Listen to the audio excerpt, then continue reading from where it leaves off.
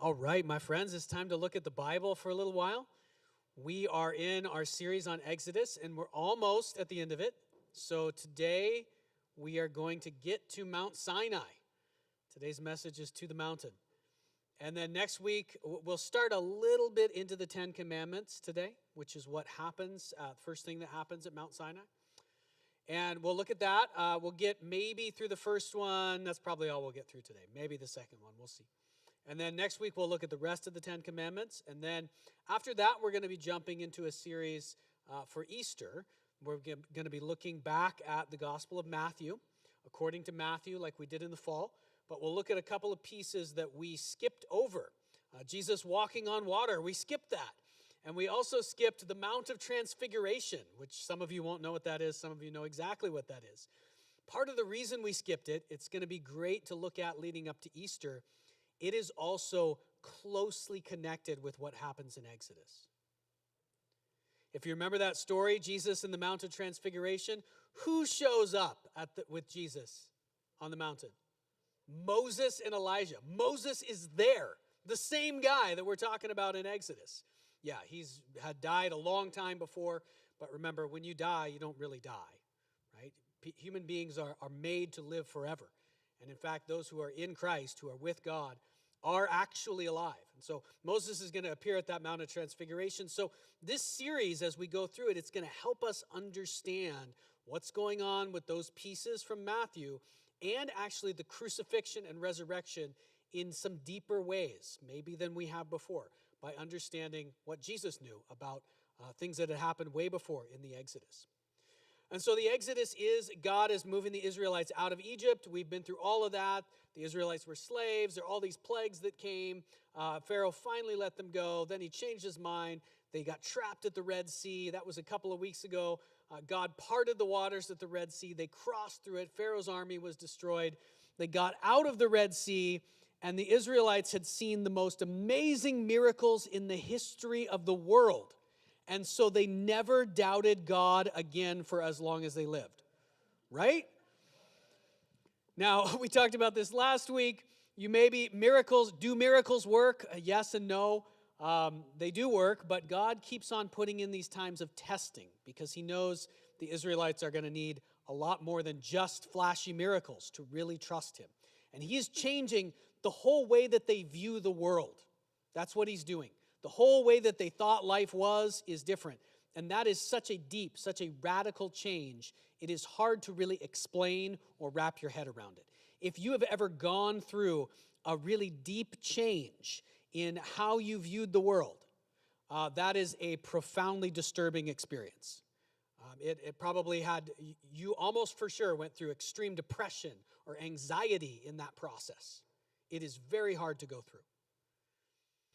So as God is giving them, the Lord is giving them this whole new view of the world, there's a word that he starts to bring to this nation. And we're going to see in chapter 19, we're going to look at chapters 18, 19, and a touch of 20 today in Exodus. There's a word that he starts to bring to the Israelites that is going to be a defining word for them for a long time, and that word is holy. Holy. The Lord is going to say, he already has said, I am holy. He's going to tell them that they will be holy, a holy nation, he says in chapter 19. So what I want to do for the illustration today is try to wrap our minds around a little bit, what does holy mean? Because it's something you sing in church, and I know for me, it's taken a long time, and in many ways, I'm still trying to wrap my mind around. What does it mean to be holy? And there are many ways you can get at this, but here's how I'm going to do it today, okay? One way you can think of this is holy means sacred and devoted. It has elements of both of those words in it. Okay, you say, well, that doesn't help me. I don't know what sacred or devoted means. Well, we're going to go through it. So that's what the illustration will be. What does sacred actually mean? What does devoted actually mean? And then how can we combine those two together into the word holy to understand it? It'll help us understand our passage for today. So sacred does not just mean like religious. Actually, it doesn't. What it means is something that's such a deep principle that it must not, it cannot be violated. And these are things that you can put in your notes right off the bat if you'd like to write down and follow along in that way. must not be violated. So what happens if sacred things are violated? Well, if a society has something that is sacred to it, if a person in that society violates that sacred thing, they are no longer part of the society. That's how deep and important these things are. So sometimes it depends on what the violation is. Sometimes it might mean you're just kicked out. Or sometimes it might mean people in the society no longer know how to relate to you in any way. And so even though you're still physically present in the society, no one knows how to talk to you or relate to you. You are an outcast. Sometimes it means the society executes you, kills you. You have violated a principle that is so core that you simply cannot be around anymore. So we could think of this. Let's go through a couple of societies. Think of medieval England, okay? Or medieval Europe as a whole. What kind of things were sacred in those societies? Many things, but two things that were definitely sacred in medieval Europe were religion and royalty. Religion and royalty. So Christianity in this case. And you might say, Christianity is still around in the modern world, but it is not sacred in modern society. It definitely is not. If you simply are not a Christian or you violate Christianity in some way, the society around you has no problem with that at all, right? That's just normal. But in medieval Europe, if you said you were not a Christian, you were no longer part of the society. No one knew what to do with you. Religion was sacred in that society. And you can think of things like violations of religion that were extreme, like blasphemy, heresy, being a witch. Often those resulted in execution. And we look back at that and think that's crazy. But that's because for us, that's not a sacred principle. Even for Christians, really, we don't hold religion to be sacred quite in that way. Royalty was also sacred in the Middle Ages in Europe. And so you can even think of just of dress codes. If there was a clear hierarchy in society and the king and the queen were on the top, and there were all these different levels and you had to dress according to the level that you were in. And if you violated the dress code, you could be fined, you could be imprisoned, you could be kicked out of the society entirely. For violating a dress code? No, for violating the principle that royalty or the different levels of hierarchy in their society, those were sacred principles. Take another society. Think about the Old West, right? So this is in the United States and in Canada. In this society, you could think of some other things that were sacred. Hospitality and courage were both things that were sacred in what we could call Old West society. So if someone was a traveler and they stopped at your house for a meal, if you refused to feed them, you were an outcast. The society did not know what to do with you. That's a sacred principle. Courage, if you showed yourself to be yellow, right? You're a yellow belly coward in that society. Now for us, you can be afraid of all kinds of things, and there's no social consequence to that, really. We don't have a problem with people who are afraid of things. They did in the Old West. If you were yellow, you were an outcast. They didn't know what to do with you. Sometimes there were even harsher consequences depending on how you violated these principles. What principles are sacred for our society? There are a lot. And so don't think it's not like a question, it's a trick question, right? Because there could be a lot of answers. I'm only going to look at a few. Here are a few that I would say are sacred in modern Western society. Tolerance, nonviolence, and safety. Think about it for a minute. What if someone around you actually said something that indicated they were clearly and overtly racist? You wouldn't even know what to do with that person. You wouldn't know how to talk to them. You wouldn't know how to relate to them. It would be so foreign. What if someone believed that the right way to deal with a conflict was like, have a fist fight, or let's duel with pistols at dawn? Like that's actually what they thought the right way to deal with, you offended me in the lobby at church was. That would be so foreign to you that you would immediately call the police and cut yourself off from that person in every way. Because that is, nonviolence for us is a sacred principle. Who here in this room has ever punched someone in an act, not just your brother or sister, like you've been in a fist fight and punched someone in the face? There are a couple people? Maybe I shouldn't have asked that. We're a little bit less nonviolent than I thought. But it is a sacred principle in our society. Safety is a sacred principle in our society. If you violate safety intentionally, people don't know what to do with you. And I won't even go into proving that that's true. You already know it's true, that safety is a sacred principle. So that's what it means for something to be sacred. So what the Lord is doing is he is replacing for the Israelites, when he says he's going to make them holy, he's going to change those deep things in them. What would it take for someone to change this level of you? Where you know these things were no longer the sacred things, but changed you to a whole different outlook on life. What would it take to change that in you? It's almost unimaginable. You almost feel like it's just impossible that I would be changed in that way. That's what he's doing with the Israelites. He's changing something at this deep level. Now let's talk about devoted, because I said holy and devoted. Devoted, in this sense, means given to or only for. This is what the Israelites are going to be. They're going to be given to the Lord. They're going to be only for the Lord. And we can think of this word, we use this word a few different ways in modern English. You could say this, you could say he is devoted to his wife. And what that means is he is, his life, who he is given over to her. It's for her. Okay? You could also say about objects or things we do. She is devoted to her garden. Now, I didn't mean this to be funny. She's probably also devoted to her husband if she's married. But she's devoted to her garden means she's very into gardening, right? It's a high priority. It's central for her. She's going to put it above other things because in some sense, not only is it something she likes to do, but in some sense, she's so into it that she is for it in some sense. You could also say it about objects in English. This computer is devoted to church projection. We have a computer back there. Actually, in this case, it's not actually devoted to church projection, but we might have a computer that is. And you could think of this as being only for that thing, right? What that means is the computer is only for that. And so this is the sense. Holy, you can think of it as sacred and devoted. This is what God is changing the Israelites to be. He is making them into a holy nation. They are going to be sacred in the sense that the principles, the Lord himself, and the way he is, his character, which we're going to see in the Ten Commandments, that's going to become the deepest thing for them. Principles that they cannot imagine being violated. And if someone violates them, they're going to be totally excluded from the community. And they are going to be devoted to the Lord. That is given over. They are going to be only for him. They are going to be given over to the Lord in that sense. All right. So as we go through this, hopefully that will help you. We'll refer back to that a little bit.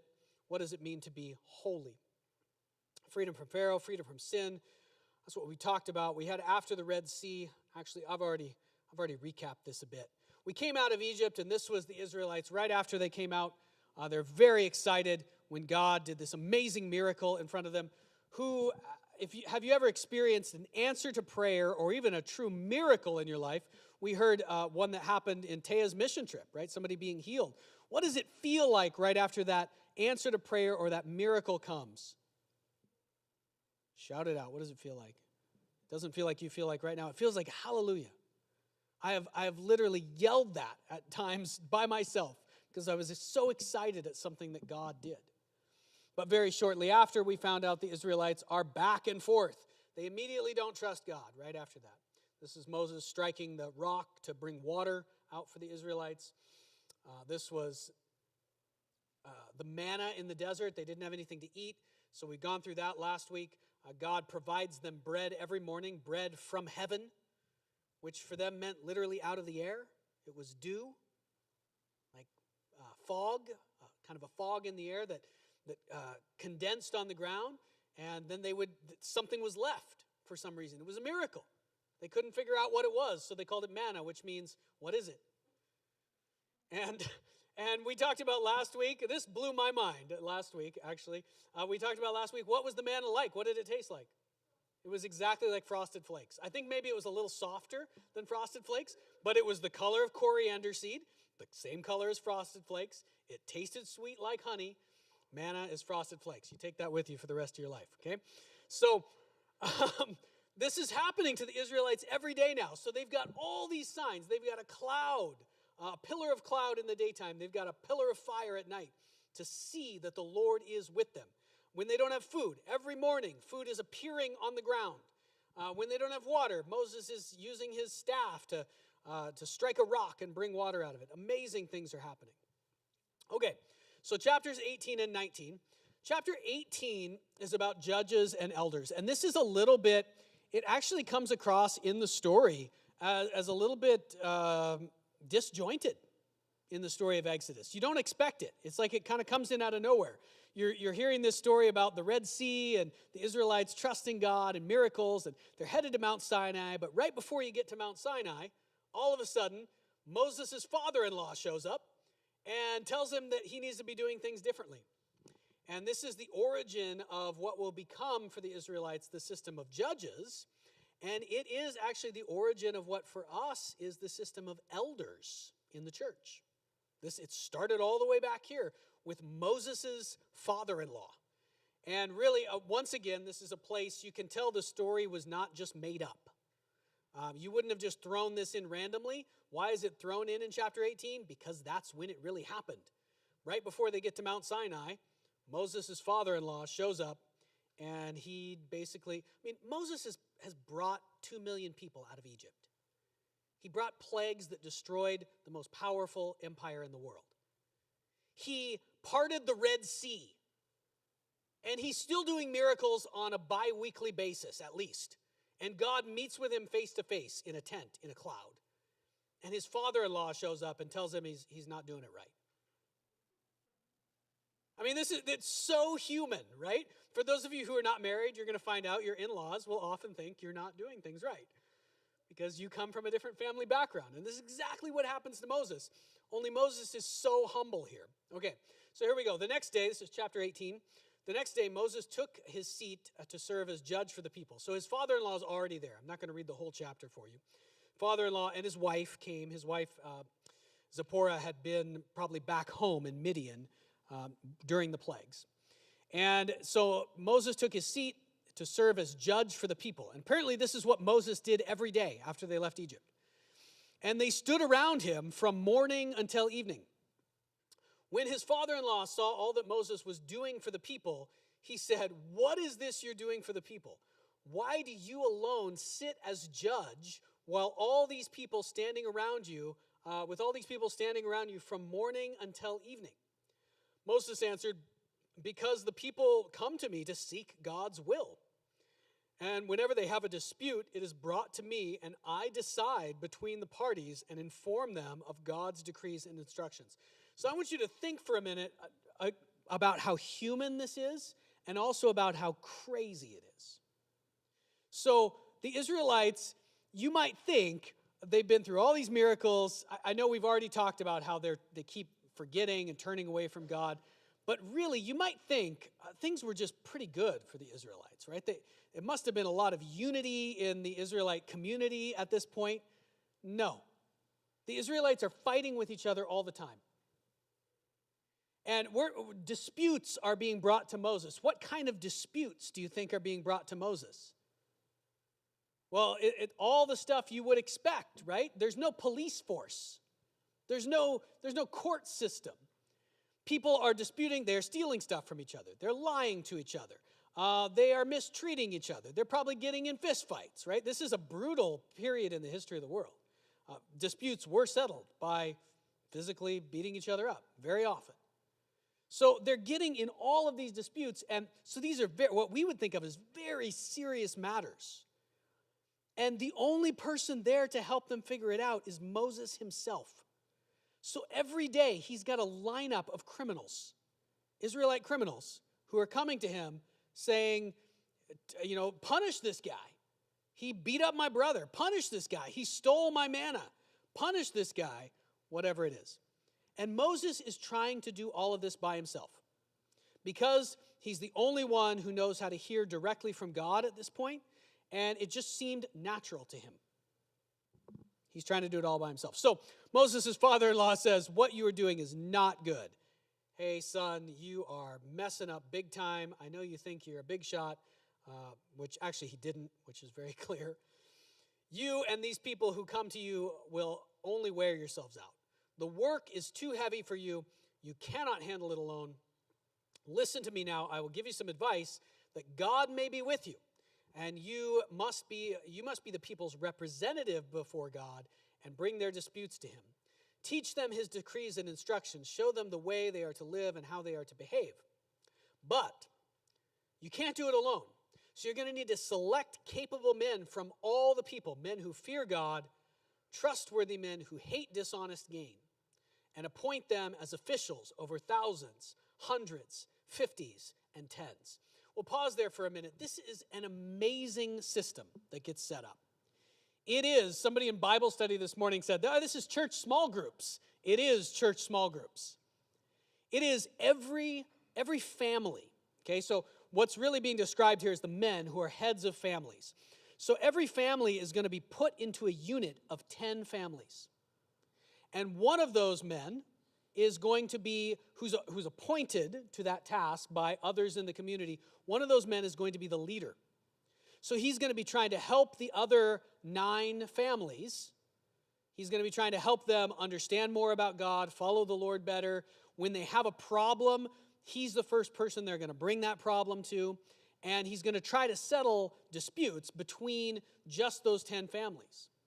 But he's also going to have people above him. So when he needs help, he's going to go up to the leader of the 50s. So that leader of the 50s has 5 leaders of 10 who report to him. And it goes up further, right? I mean, you can see, it's interesting all this comes from Jethro, because you could see probably some of it is connected to Moses as well, who was probably a commander in the army in Egypt.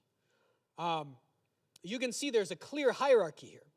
And there's always somewhere to go, right? So the commanders of 50 can go up to the leaders of hundreds, and those guys can go up to the leaders of thousands, and those guys can go talk to Moses if there's something that they cannot solve. And this is a beautiful picture.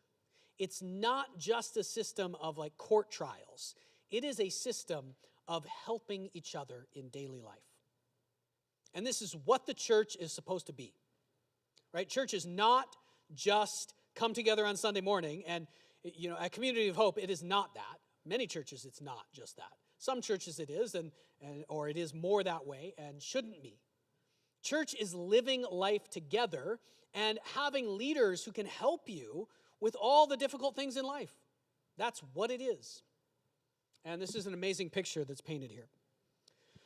So they set these judges up. We'll skip through some of this. It's going to save Moses from basically driving himself crazy and driving everybody else crazy. There's 2 million people. How long do you think the lineup was to get into court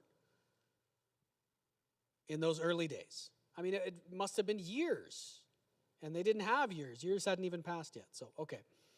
So, and this is very clearly, he says, if this is what the Lord commands, and the Lord confirms this command, or this plan, that comes from Jethro, who's not even part of the people of Israel. Amazing.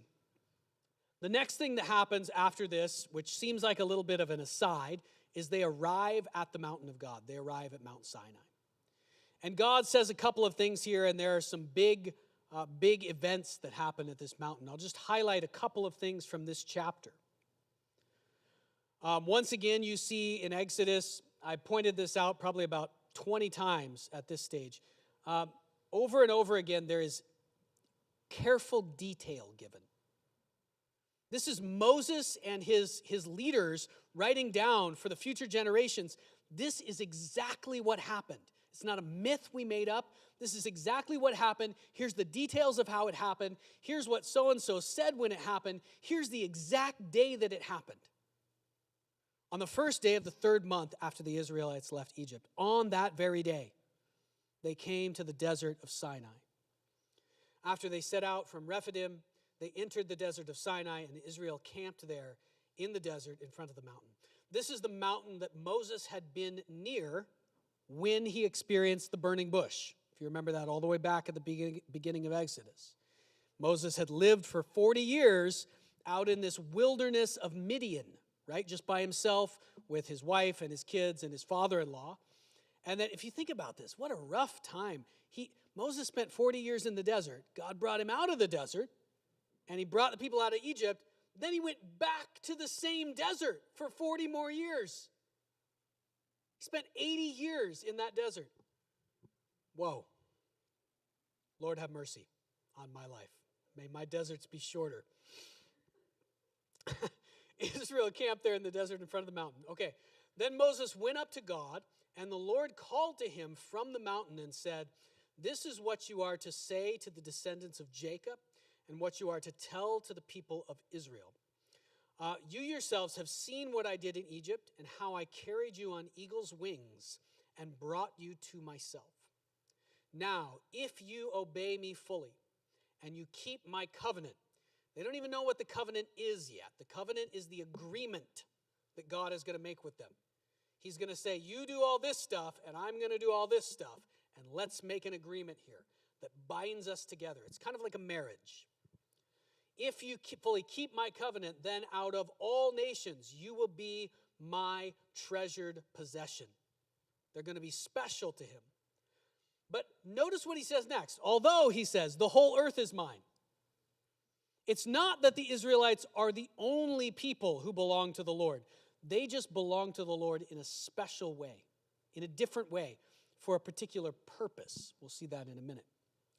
You will be for me a kingdom of priests and a holy nation. There is a lot packed into one sentence there. First of all, they're going to be a kingdom. That begs a question. Who is the king? Well, answer the question. Who's the king of Israel? The Lord. They're going to have a king that they cannot see. Later, that's going to become a big problem for them because it's really hard. They felt like all the other nations had kings that they could see. That's so much cooler than a king that you can't see. Although at this time, they could see him in some ways. They could see evidence of the Lord. But he's going to be the king, not any other king, not Pharaoh. No human being is going to be king. And the kingdom is going to be made up of priests, and they're going to be a holy nation. If you know your Bible well, you know that this language comes back way later in the Bible. This is how the church is described in the book of 1 Peter. We are to be a holy nation and a priesthood to serve the Lord. What in the world does it mean? What does the Lord mean when he says the people of Israel are going to be priests? What does a priest do? I guess I could just tell you and not make you answer. But that's not as fun. And some of you are tired today, I can see.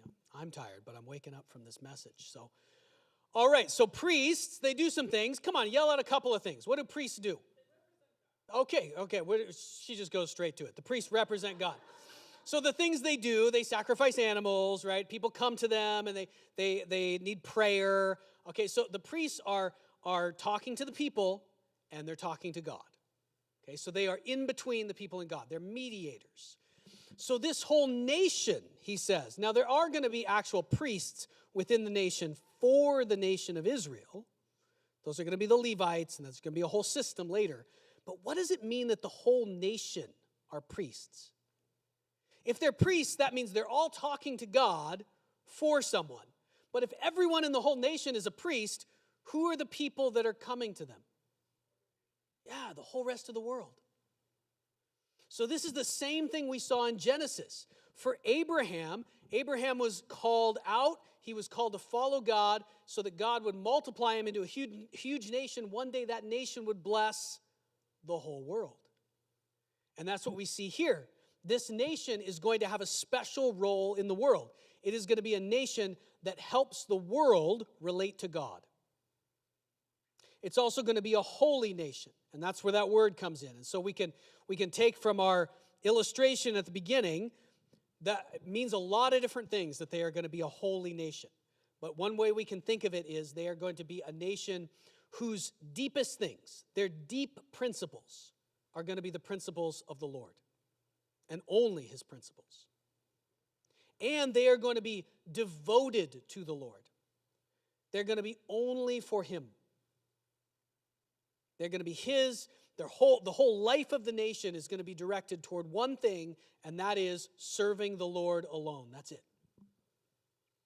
These are the words you are to speak to the Israelites, the Lord says to him. So Moses went back. He summoned the elders of the people and set before them all the words the Lord had commanded him to speak. Remember, he said, are you going to follow the covenant? And have they heard what the covenant is yet?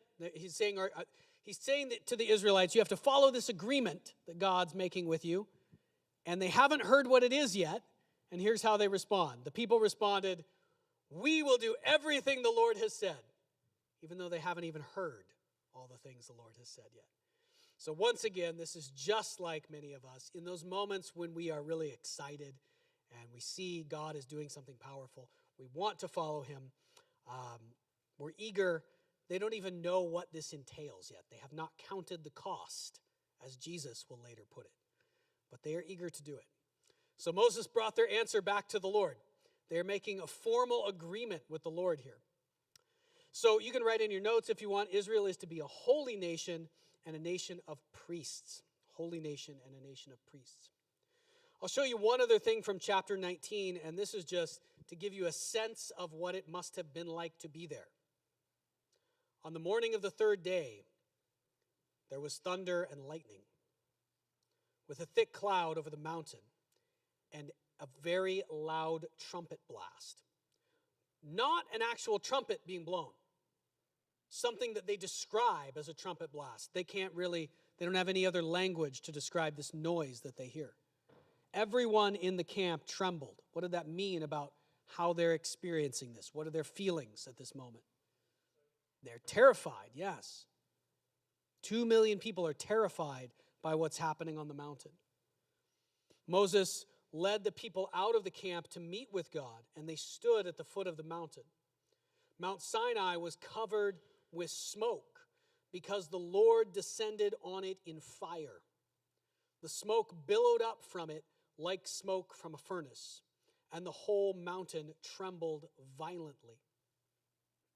As the sound of the trumpet grew louder and louder, Moses spoke, and the voice of God answered him. So this is a very famous, fairly famous painting. 1895 is the date on this one. All the good paintings of Exodus are from the 1800s, almost all of them. I don't know that this is exactly representative. I don't think you could see a physical, actually I know you couldn't. The text would describe it if you could see a physical body up there or something. I don't know, I'm not sure in the painting if that's supposed to represent, it must represent the Lord because he's got a crown on of some kind. Yeah, he's huge. But this is a great painting in the sense that it better than any of the paintings we've seen so far, this represents better what it must have looked like to have that kind of number of people out there, right? That's the most people we've seen in a painting so far. I don't think it's millions, but we're definitely in the tens or maybe even the hundreds of thousands if you look at it in a certain way. And what it must have been like to be at Mount Sinai. This is a terrifying experience for the people. And they are quite literally, there are very few times in the Bible do people literally hear a voice from the heavens, from the sky, a voice out of the sky that is the voice of the Lord telling them things. That only happens a handful of times, but here, in a world-changing event, it happens for the entire nation of Israel. They hear the voice of God himself out of the sky. And they are almost destroyed by it. Later on, they will beg Moses to be their priest, basically to mediate between them and God so they don't have to hear God's voice directly because it's so hard to hear for them. This is a terrifying experience. In the book of Hebrews, we are told that now, because of Jesus, actually, the relationship that we have with God is so much, what's a good word, gentler, I guess. We don't have to come to a mountain on fire, the writer of Hebrews says, to a mountain shaking and to terrifying scenes and a voice that's so painful to hear that we beg not to hear it anymore once we've heard it. The people of Israel, they kind of have this back and forth at Mount Sinai where they continually want to be closer to God, and then as soon as they get closer to him, they run away because it's so hard to be close to God, because they are full of sin, like us, and God is pure and holy, and just being in his presence is changing them so deeply that it feels like they're going to die. That's how they feel. So this is the scene. For us, it's no longer quite like that, at least not most of the time. Our relationship, because of Jesus' sacrifice, is able to be one of grace and often a gentle whisper from the Lord. Sometimes you might hear people, why doesn't God just speak to me like he did in the old days? Well, you probably wouldn't want it if you got it. Be careful what you ask for. It's a powerful moment. The next thing that happens, and we'll just look at one of the 10 Commandments and then we'll wrap up for today. The very next thing that happens is the 10 Commandments. And I want to highlight for you, just even before we look at them, this is not what the Israelites are expecting.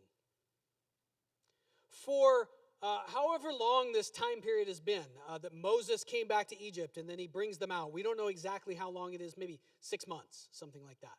Between the time Moses comes back, all the plagues happen, and then the people actually leave, and now they're at Mount Sinai.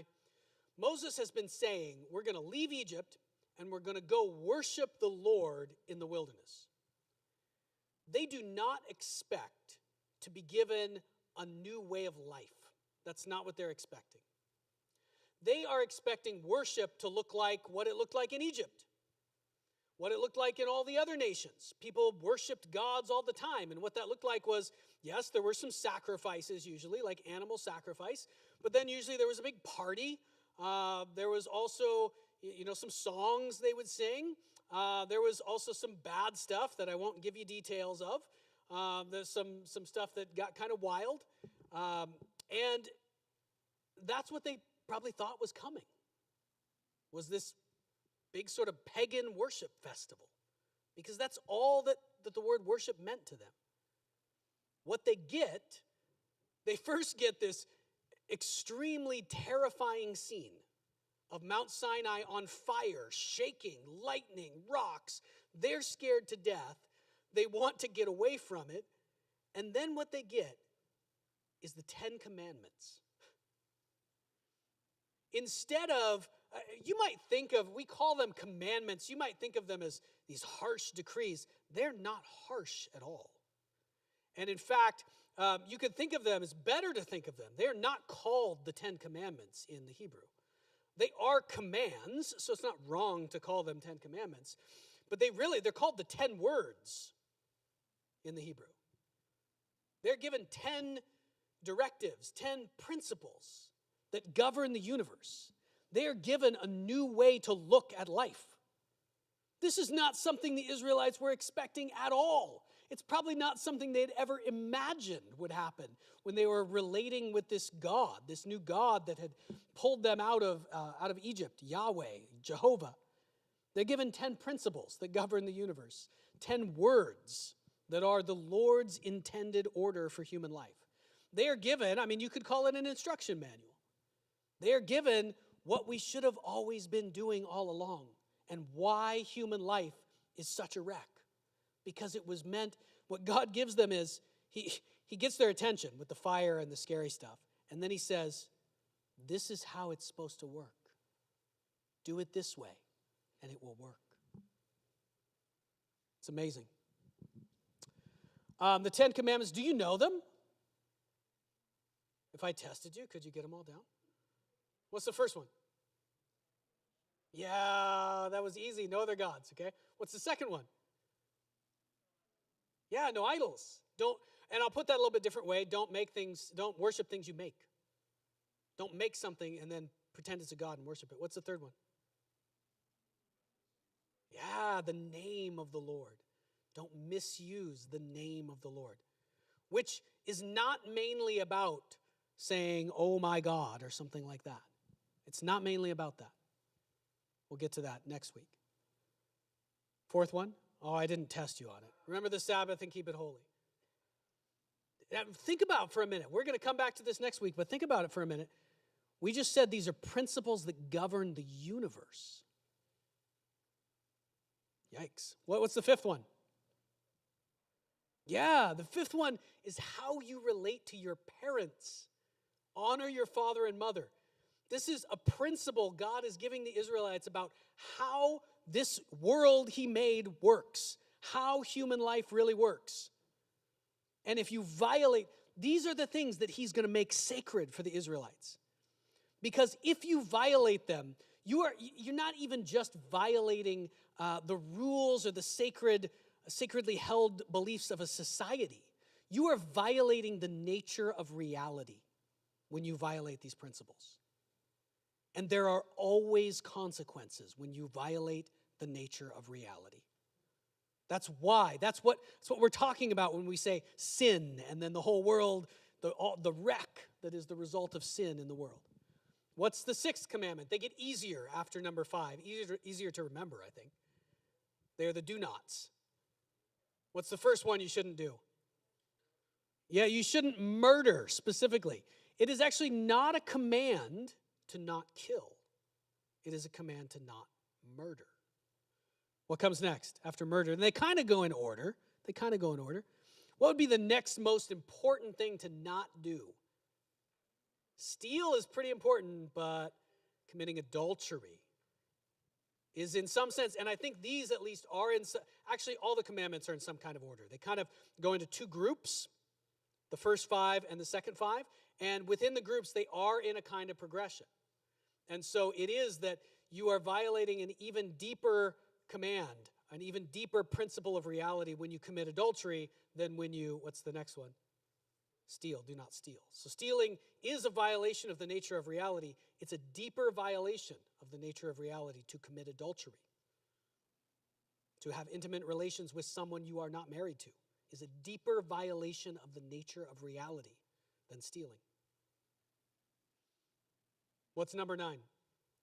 Yeah, do not.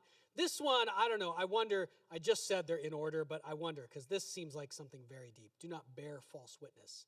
There is kind of a way at the very end, they go up in a sense. Do not bear false witness. It's not just lying, although lying is almost always wrong. Lying is a violation of the nature of reality when it is bearing false witness. You are trying to convince someone of something that's not true in order to gain some outcome. You are manipulating other people with false statements. Oh, and the last one. Oh, I clicked it too fast. What's the last one? Do not covet. And this one is huge. I mean, all the other commandments, especially those the last 4 we looked at, they are things that you could physically see, right? If someone's murdering, now, if you're there, you could see that that's happening. Or if someone's stealing, it's a physical event that you can see. This last one, do not covet. That's about desiring to have and take what the other person has, even if you don't actually do it. This is a command about the heart, which is crazy deep. All right. I think we'll have to wrap up there for today. We'll start back in next week with no other gods and what exactly that means. I'll leave you with this question to think about if you want some homework for this week. Does the first commandment, so this is Exodus chapter 20, verse 3, I believe. Does this first commandment, does it mean that there is only one God? Or does it not? Think about that this week, and you can tell me what your answer is next week if you do your homework. Let's pray, and we'll continue in worship.